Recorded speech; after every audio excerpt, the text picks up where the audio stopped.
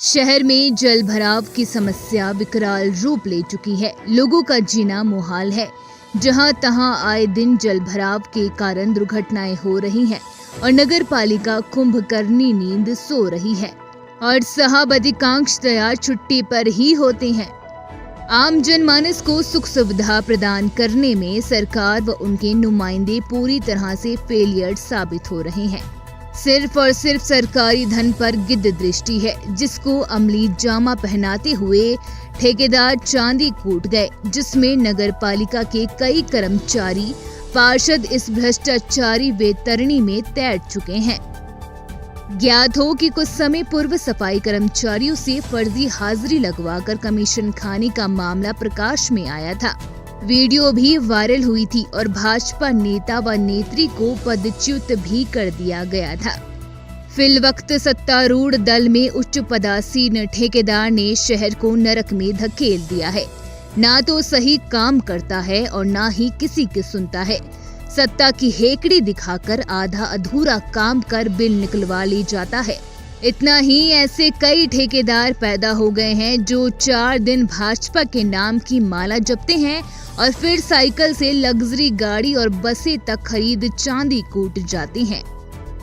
ये भी बताते चले कि जो लगभग आधा दर्जन से अधिक ठेकेदारों ने टाइल्स की फैक्ट्रियां लगा रखी है, उसमें भी बड़ा झोल है और अधिकांशतया सड़कें टाइल्स वाली ही बनाई जा रही है। सरकार व जिला प्रशासन को इस ओर अपना ध्यान भी आकृष्ट करना होगा।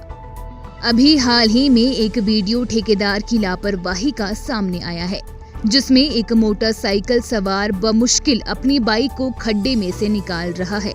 इससे पूर्व बारिश के आरंभ होने से पूर्व भी देवीनगर व शहर के कई वार्डों में पाइप डालने के बहाने सड़क खोदकर ठेकेदार चंपत हो गया था। सूर्या कॉलोनी में भी एक गली को आधी अधूरी छोड़ा गया है।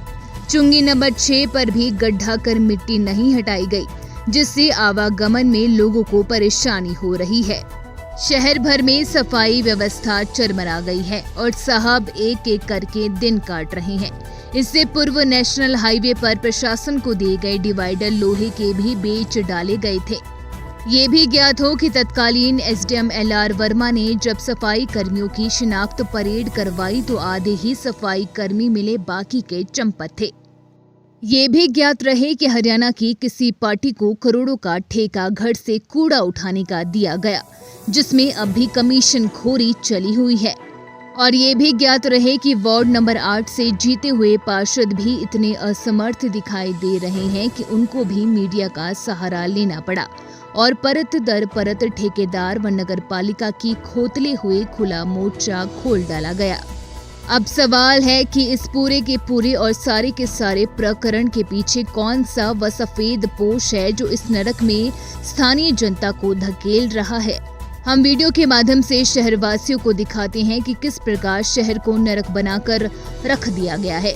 ना तो पैदल राहगीर निकल पाते हैं और ना ही 2 पहिया वाहन चालक और ना ही 4 पहिया वाहन चालक। गाड़ियां गड्ढों में धंस रही है, 2 पहिया वाहन खड्डों में धंस रहे हैं।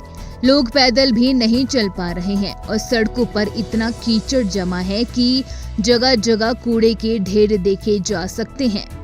सवाल तो ये भी है कि आखिर इस दुर्दशा के लिए जिम्मेवार कौन? ठेकेदार, नगर पालिका परिषद, कार्यकारी अधिकारी, कनिष्ठ अभियंता जिन्होंने अपना काम पूर्ण निष्ठा से नहीं निभाया और आधी से ज्यादा नौकरी पौटा में ही की, या वे जिन्होंने अल्प अवधि में ही शहर भर में अपनी अपनी कोठियां खड़ी कर ली, बसें खरीद ली, लग्जरी गाड़ियां खरीद ली और सरकार की धनरूपी खीर को विभिन्न नामकरण कर डकार गए और जनता ठगी की ठगी रह गई।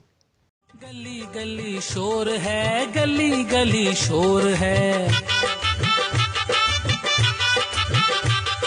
करप्शन करप्शन करप्शन का शोर है। करप्शन का जोर